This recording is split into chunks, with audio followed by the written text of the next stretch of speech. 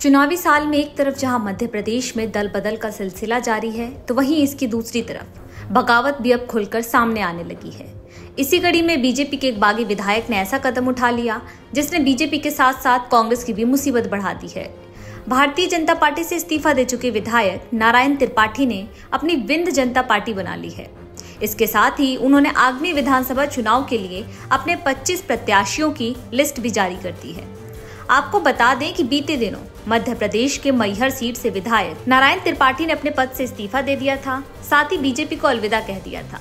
अलग पार्टी बनाकर चर्चा में आए त्रिपाठी के कांग्रेस में जाने की भी अटकलें थी, लेकिन ऐसा हुआ नहीं। तो आइए आपको बता दें कि नारायण त्रिपाठी की बगावत चुनाव में कांग्रेस और बीजेपी के लिए कितना खतरा बन सकती है।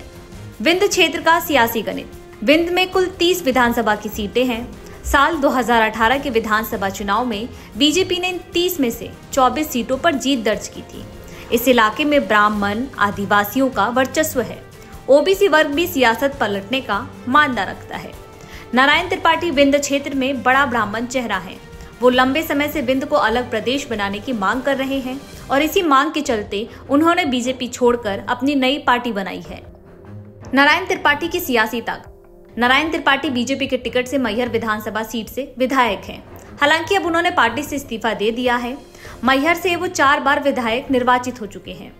नारायण त्रिपाठी 2013 में समाजवादी पार्टी से पहली बार विधायक चुने गए थे, जबकि 2013 में वो कांग्रेस से चुनाव जीतकर विधानसभा पहुंचे। 2016 के उपचुनाव में वो बीजेपी के टिकट पर लड़कर चुनाव जीते।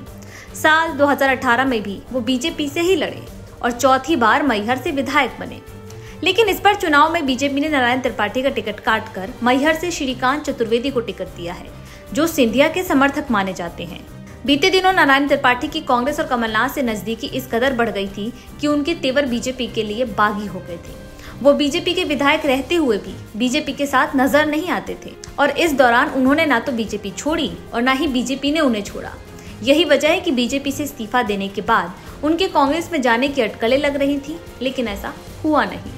हालांकि अब नारायण त्रिपाठी ने विंध्य जनता पार्टी के नाम से अपनी नई पार्टी बना ली है, तो माना जा रहा है कि हमेशा बीजेपी की मजबूत गढ़ रही विंध्य से इस बार बीजेपी को बड़ा झटका लग सकता है।